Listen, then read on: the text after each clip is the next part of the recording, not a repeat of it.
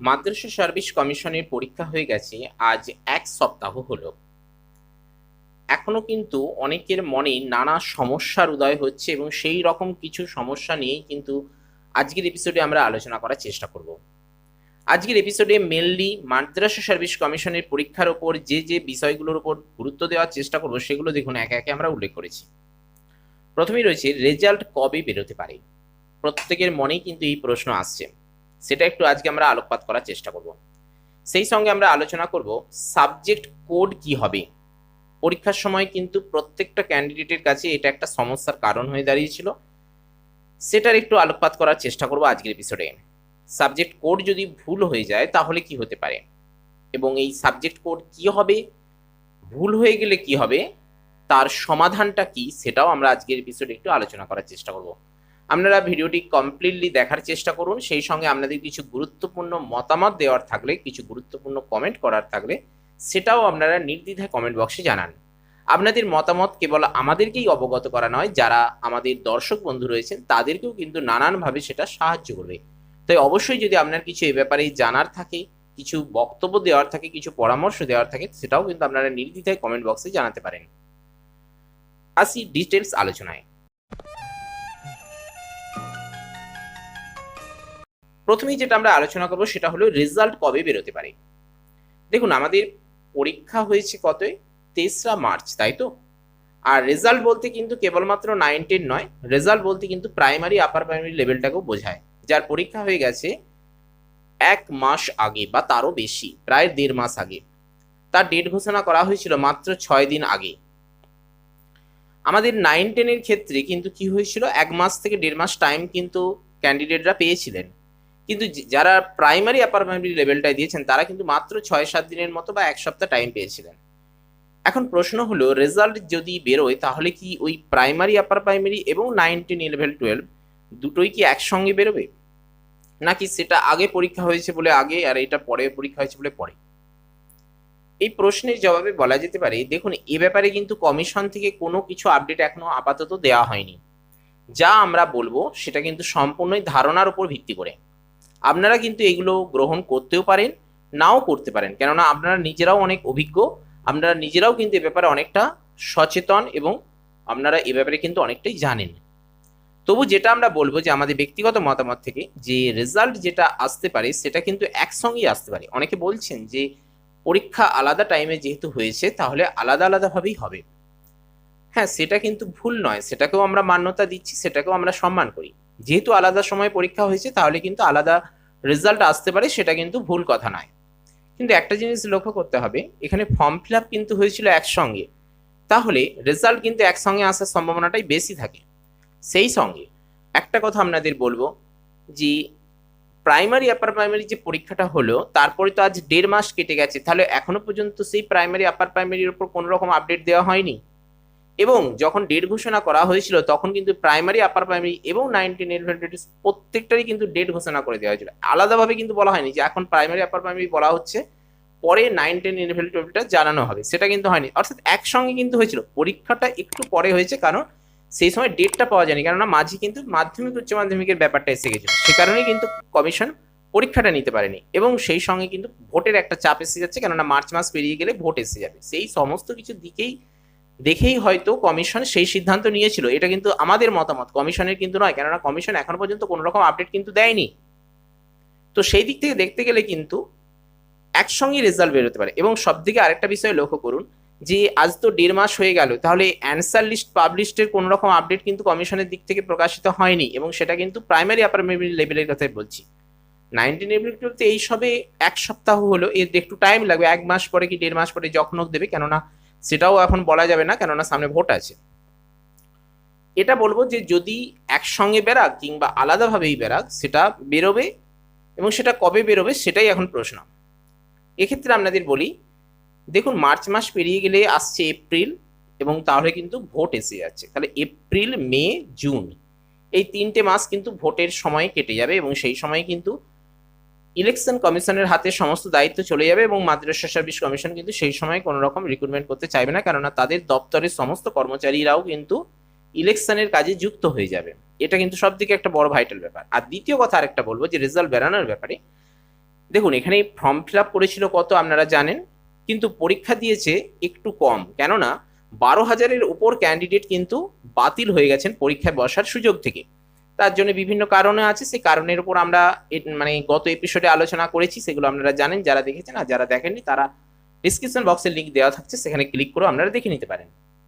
আচ্ছা বেশ, যেটা বলতে চাইছি যে পরীক্ষা দিয়েছে কিন্তু 1,73,215 জন, এবং পরীক্ষার সেন্টার ছিল এক্ষেত্রে 1,729টা, অর্থাৎ 1,729টা। আমি বলতে চাইছি যে কথাটা, যে এখানে 1,73,215 জন ক্যান্ডিডেট পরীক্ষা দিয়েছেন, এবং তাদের খাতা দেখা যতই হোক, এটা মেশিনে খাতা দেখা হবে যদিও, তো মেশিনে খাতা দেখা হলেও সেটা কিন্তু টাইম লাগবে, কেননা শুধু খাতা দেখলে তো হবে না, তার রেজাল্ট এবং সেই সঙ্গে তার একটা শিডিউল তৈরি করতে হবে পরপর, তো সেটা কিন্তু একটা সময় সাপেক্ষ ব্যাপার। এদিক দিয়ে যেমন এটা সময় লাগবে, ঠিক পাশাপাশি ভোটের কারণেও কিন্তু 3 মাস টাইম লাগছে। তাহলে সব দিক থেকে দেখতে গেলে রেজাল্ট আসার সম্ভাবনা কিন্তু আগামী এই যে এপ্রিল মে জুন এর পরেও 1 মাস ধরবেন সেটা কিন্তু হবে না, কেননা তার 1 মাস পরে বা তারপরে কিন্তু আগে অ্যান্সার লিস্ট পাবলিশ হবে, তাই তো? সেই অ্যান্সার লিস্ট পাবলিশ হওয়ার 1 মাস পরে, যত দ্রুততাই করুক, 1 মাস পরে কিন্তু রেজাল্ট আসবে। তাহলে আমরা বলতে পারি এপ্রিল মে জুন ভোটে গেল, জুলাইয়ের দিক করে অ্যান্সার লিস্ট পাবলিশ হতে পারে, তার একটা সম্ভাবনা রয়েছে, এবং আগস্ট বা তার পরবর্তী মাসে কিন্তু রেজাল্ট আসার সম্ভাবনা হচ্ছে। কেন? অ্যান্সার লিস্ট পাবলিশ হওয়ার পাশাপাশি সঙ্গে সঙ্গে কিন্তু ক্লেম করবে অনেকেই, অভিযোগ জানাবে যে এটা কেন এই উত্তর হবে, এই উত্তরগুলো ভুল আছে, কেননা প্রশ্নপত্রে অনেক কিছু ভুল দেখা দিয়েছে, এবং কি সাবজেক্ট কোড পর্যন্ত সব সমস্যার সৃষ্টি হয়েছে। তাহলে অ্যান্সার লিস্ট পাবলিশ হওয়ার পর যে যার যা অভিযোগ আছে সেটা জানাবে, অর্থাৎ অ্যান্সার লিস্ট পাবলিশ হওয়ার 1 মাস পরে কিন্তু রেজাল্ট আসতে পারে। অর্থাৎ আমরা বলতে পারি যে সেপ্টেম্বর অক্টোবরের দিক করে কিন্তু রেজাল্ট আসার সম্ভাবনা রয়েছে, সেটা প্রাইমারি আপার প্রাইমারি বলুন আর 9 10 11 12 এর ক্ষেত্রেই বলুন। এবারে আপনাদের বলি যে যদি সেপ্টেম্বর অক্টোবরের দিক করে রেজাল্ট পাবলিশড হয়, তাহলে ইন্টারভিউর দিকটা যাবে কিন্তু তখন আরো 1 মাস কি 2 মাস পরে ধরুন, তাহলে ডিসেম্বর নভেম্বর ডিসেম্বরের দিকে চলে যাবে। আর নিয়োগের ক্ষেত্রে কিন্তু আগামী বছর অর্থাৎ 2025-এর মার্চের দিক করে কিন্তু নিয়োগটা হবে। অর্থাৎ দেখবেন টোটাল টাইমটা তাহলে লাগছে আপনার 1 বছর থেকে 1.5 বছর, এই টাইমটাই কিন্তু লাগবে। এটা হলো মেন ব্যাপার। এটা সম্পূর্ণ আমাদের ধারণা থেকে বলছি, এটা আপনারা আপনাদের মতো করে সাজিয়ে নেবেন, বা আপনারাও নিজেরা অভিজ্ঞ, সেই মতো কিন্তু আপনারা বুঝবেন। আচ্ছা বেশ, এবারে যেটা আমরা আলোচনা করব সেটা হলো সাবজেক্ট কোড কি হবে। এটা কিন্তু খুব একটা ভাইটাল ব্যাপার। এক্ষেত্রে আপনাদের বলি, কমিশন কি করছে, এত কিছু প্রোটেকশন বা এত কিছু ব্যবস্থা, দীর্ঘ আইনি জটিলতা কাটিয়ে এলো, শেষ পর্যন্ত সাবজেক্ট কোডের একটা প্রবলেম সৃষ্টি হয়ে গেছে। এই সাবজেক্ট কোডটা প্রবলেম এই কারণেই, কেননা প্রশ্নপত্রে উল্লেখ নেই, এমনকি ফর্ম ফিল আপের সময়ও কিন্তু সাবজেক্ট কোডের কোনো উল্লেখ ছিল না। তাহলে এই দুদিক থেকে সমস্যা, সেই সমস্যার ভারটা কে নেবে? পরীক্ষার হলে কিন্তু এটা সমস্যার সৃষ্টি হয়েছিল।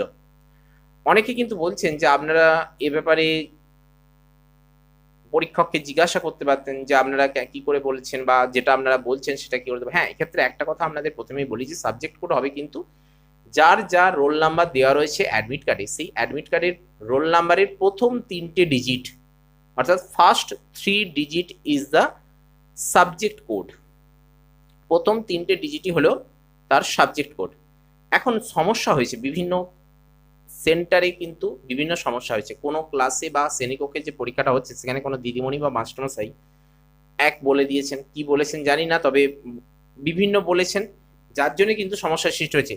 এখন প্রশ্ন হলো, এই সাবজেক্ট কোড যদি ভুল হয়ে যায় তাহলে কি হবে? প্রথম কথা আপনাদের বলবো, ভুল হয়ে গেলে কিন্তু আপনার পরীক্ষা বাতিল।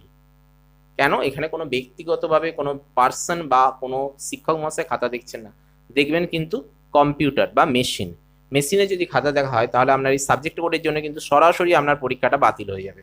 এটা কিন্তু খেয়াল করতে হবে, কেননা সেখানে সিস্টেম কিন্তু সেভাবেই করা থাকবে। তাহলে এই দায়টা কে নেবে? দেখুন, ফর্ম ফিল আপের সময় আপনার সাবজেক্ট কোড ছিল না, পরীক্ষার প্রশ্নপত্রেও সাবজেক্ট কোড ছিল না, অথচ আপনার ওএমআর সিটে কিন্তু সাবজেক্ট কোড চাওয়া হয়েছে। আপনি যদি ফাঁকা রেখে চলে আসেন তাতেও আপনার পরীক্ষা বাতিল হয়ে যাবে, আর যদি আপনি সেখানে ভুল দিয়ে ফেলেন তাহলেও কিন্তু বাতিল হয়ে যাবে। তাহলে সঠিকটা কোনটা? সঠিক হচ্ছে অ্যাডমিট কার্ডের ফার্স্ট রোল নাম্বারের প্রথম 3টে ডিজিট। কিন্তু বিভিন্ন সেন্টারে বা কিছু কিছু সেন্টারে কিন্তু এই ব্যাপারে ভুল করেছে, তার সমাধানও আপনাদের বলবো। তবে এক্ষেত্রে একটা কথা বলবো, যে এই যে শিক্ষক মহাশয়রা ক্লাসে বলেছেন বা যারা ভুল বলে ফেলেছেন, তাদের ক্ষেত্রে অনেকে বলছেন যে আপনারা তো মানে শিক্ষক মহাশয় হতে যাচ্ছেন, আগামী দিনে 9, 10 বা 11, 12 শিক্ষক হবেন, তো সেক্ষেত্রে আপনারা ইনভিজিলেটরকে বলতেই পারতেন যে পরীক্ষার যে এক্সাম সেন্টারে যে ইনচার্জ রয়েছেন তাকে আপনি প্রশ্ন করবেন বা ডাকিয়ে প্রশ্ন করবেন যে আপনি কোন কোন জায়গা থেকে আপনি এই কথাটা বলছেন, আপনার কাছে কি কোনো ইনস্ট্রাকশন আছেন, তাহলে সেই ইনস্ট্রাকশন আমাদেরকে দেখান। এই রকম কথা হচ্ছে। দেখুন, অ্যাকচুয়ালি আপনি সেখানে পরীক্ষা দিতে গেছেন, আপনি তাদের সঙ্গে লড়তে যাননি।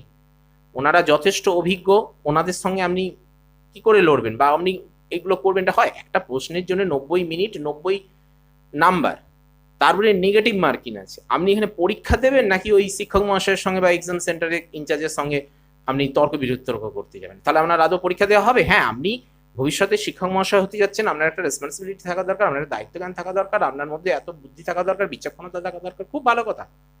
একটা কথা বলুন, আপনি শিক্ষক মহাশয় হতে যাচ্ছেন, আপনি তো এমন নয় যে আপনি শিক্ষক মহাশয় হয়ে গেছেন, আপনি হতে যাচ্ছেন বা আপনার হওয়ার মধ্যে সম্ভাবনা রয়েছে, সেই জন্য আপনি পরীক্ষা দিচ্ছেন। কিন্তু যারা শিক্ষক মহাশয় হয়ে রয়েছেন, যারা কমিশনের দায়িত্বে রয়েছেন, অত বড় বড় দায়িত্বে রয়েছেন, একটা ওয়েস্ট বেঙ্গল জুড়ে গোটা রাজ্য জুড়ে পরীক্ষা হচ্ছে, কয়েক লক্ষ ছেলের ভবিষ্যৎ নির্ধারণ হচ্ছে, সেখানে তারা কি করে এটা ভুলটা করে? একটা ওএমআর সিটে তো কয়েকটা মাত্র জিনিস দেওয়া রয়েছে, সেটা পর্যন্ত এখানে দেওয়ার ইয়ে নেই। এটা দায়টা কে নেবে? দেখুন, এই কথাগুলো কিন্তু বলা যায় না যে আপনি একজন শিক্ষক মহাশয় হতে যাচ্ছেন, আপনি কেন এই ভুলগুলো করবেন, বা আপনি তাহলে অন্য জিজ্ঞাসা করতে পারতেন। এগুলো কি আদৌ করা সম্ভব? আপনার প্রথমত এখানে 90 মিনিট, একটা প্রশ্নের জন্য 1 মিনিট টাইম দেওয়া রয়েছে, আপনাকে ভেবে সঠিক উত্তর দিতে হবে, না হলে আপনার নেগেটিভে খেয়ে নেবে। আপনি এখানে একটা ভুল করলে আপনার নেগেটিভে হয়ে যাচ্ছে, আপনি যেটা ঠিক করেছেন সেখান থেকে নাম্বার কেটে নিচ্ছে। আর এখানে যে কমিশন এত বড় ভুল করছে, তার দায়টা কে দেবে? হ্যাঁ, আপনি বলতে পারেন কমিশন সেই প্রশ্নের প্রত্যেককে নাম্বার দেবে, সেটা কি সমাধান আদৌ? আপনি তো সেখানে নাম্বারটা ঠিক করতে পারতেন, যে করেনি সেও নাম্বার পাবে। আবার এটাও হতে পারে যে কমিশন সেই প্রশ্নটাকে বাতিল করে দেবে, বাতিল করে দিয়ে বলবে কেউই ওটা পাবে না। হ্যাঁ, এমনও করে দিচ্ছে। হ্যাঁ, সেটা যদিও করেন তার সমাধান হলো, কিন্তু আদৌ কি সেটা হলো? ওখানে কম্পিটিশন তাহলে কি করে যাবে? এগুলো কিন্তু কমিশনের দিক থেকে একটু দেখা দরকার। আমি কমিশনকে অনুরোধ করব যে এগুলো কিন্তু আপনারা অনেকটা সচেতনতার সঙ্গে করুন, যতটা পারা যায় ততটা সঠিক করার চেষ্টা করুন, এটাই কিন্তু আমাদের কাম্য। আচ্ছা, যাই হোক, তাহলে এখন সমাধান কি হতে পারে? দেখুন, সাবজেক্ট কোড কি হবে বললাম, সাবজেক্ট কোড ভুল হলে কিন্তু সরাসরি বলা যায় এটা বাতিল। তাহলে সমাধান একটাই রয়েছে। এক্ষেত্রে বলবো, যদি আপনার সাবজেক্ট কোড ভুল হয়ে যায়, সেটার দায় তো আপনার নয়, আপনি ভুল করেননি, ভুলটা করেছে ওই এক্সাম সেন্টার, ভুলটা করেছে আপনার এক্সামিনার, ভুলটা করেছে আপনার ইনভিজিলেটর বা যে কার্ড দিচ্ছিলেন। এক্ষেত্রে আপনার প্রথম কাজ হবে কমিশনের কাছে কিন্তু লিখিত আবেদন জানানো যে আপনার এইটা ভুল হয়েছে এবং তার জন্য কিন্তু এরা দায়ী। দেখুন, একটা কথা আপনাদের বলি, যদি এক্সাম সেন্টার থেকেই পুরো ভুল বলে ফেলে এবং কোটা সেন্টারটা যদি ভুল করে, তাহলে কিন্তু এক্সাম সেন্টার থেকেই কিন্তু কমিশনের কাছে রিপোর্ট দেওয়ার কথা যে আমরা এই জায়গাটা ভুল করে ফেলেছি বা এটা আমাদের ভুল হয়েছে। তাহলে কি হবে, কমিশন সেই সেন্টারে বা এক্সাম সেন্টারে যতজন ক্যান্ডিডেট রয়েছেন তাদের কিন্তু বিষয়টাকে বিবেচনা করে দেখে নেবেন, তাহলে আপনার পরীক্ষা কিন্তু বাতিল হবে না। কিংবা আপনার শ্রেণীকক্ষে যদি হয়, তাহলে কিন্তু আপনাকে জানাতে হবে যে এতজন শ্রেণীকক্ষে আমরা ছিলাম, বা এতজনের মতো একটা ধারণা থেকে বলতে হবে ছিলাম, তাহলে কমিশন কিন্তু সেটা করতে পারে। এবং সেই যে আপনি এখানে আবেদনটা করছেন তার কিন্তু অবশ্যই রিসিপ্ট নিতে হবে আপনাকে। এমন নয় যে আবেদন করলাম, জমা দিয়ে চলে এলাম, তারাও গ্রহণ করলো, ব্যাস। রিসিপ্টটা কিন্তু নিতে হবে, না হলে পরবর্তীকালে যখন রেজাল্ট বেরোবে সেখানে কিন্তু আপনার নাম হয়তো রইলো না, তখন কিন্তু আপনি আর লড়তে পারবেন না, কেমন? ওই সময় লড়া যাবে না। তাহলে সেক্ষেত্রে এটাই হলো প্রথম কাজ। দ্বিতীয়ত, যদি এক্সাম সেন্টার থেকেও সেটা সংশোধন করার জন্য কমিশনের কাছে পাঠায়, তাহলে কিন্তু কাজটা খুব সহজ হয় এবং এক্সাম কমিশন কিন্তু এক্সাম সেন্টারের কথা প্রথমত শোনেন ক্যান্ডিডেটদের থেকেও। তাহলে এই কথাটা বলা যায়, এক্সাম সেন্টার থেকে কখনোই কিন্তু এটা করতে চাইবে না, তারা ওই ব্যাপারটা এড়িয়ে যাওয়ার চেষ্টা করবে, কেমন? অত লক্ষ ছেলের ভেতরে যখন ঢুকে যাবে একটা এক্সাম সেন্টার, তখন আর কিন্তু ধরা পড়বে না, তারা এড়িয়ে যাওয়ার চেষ্টা করবে। তাহলে কি করতে হবে, আপনাকে লিখিত দিতে হবে, রিসিপ্ট সংগ্রহ করে নিতে হবে, রিসিপ্টটা কিন্তু অবশ্যই নিতে হবে। আর যদি দেখেন কমিশন আপনাদেরকে পাত্তা দিচ্ছে না, সেরকম কোনো গুরুত্ব দিচ্ছে না, তাহলে আপনাকে ওই একটাই কথা, লিগেলি স্টেপ নিতে হবে। এটাই হলো মেন সমাধান, এর বাইরে আর কিন্তু কিছু করার নেই। কেননা দেখুন, দীর্ঘ 10 বছরই বলা যায়, 10 বছরের উপর পরীক্ষা হয়নি, তারপরে একটা পরীক্ষা হচ্ছে, তাও যদি এরকম প্রবলেম হয়, তাহলে এছাড়া আর কি করা যেতে পারে? দেখুন, সাবজেক্ট কোড এই তো আপনাদের বললাম যে ফর্ম ফিল আপেও ছিল না, মানে প্রশ্নপত্রেও ছিল না, কোয়েশ্চেন বুকলেটেও ছিল না, তাহলে সেক্ষেত্রে তার দায়টা কিন্তু ওই কমিশনকেই নিতে হবে। সেই জায়গা থেকে আপনারা যদি এই ব্যাপারটা গ্রহণ করেন, তাহলে কিন্তু আপনাদের সমস্যার সমাধান হলেও হতে পারে, যদি আপনি ভুল করে থাকেন, বা যেটা বললাম যে প্রথম 3টে ডিজিট এটা যদি না দিয়ে থাকেন, তাহলেই কেবলমাত্র এটা সম্ভব। আর সব থেকে বড় কথা যেটা বলবো বা সব থেকে মেন বাস্তব কথা যেটা বলবো, যদি আপনার পরীক্ষা খুব খুব ভালো হয় তাহলেই কিন্তু আপনি এই ব্যবস্থা গ্রহণ করুন বা এই রকম স্টেপ নিন।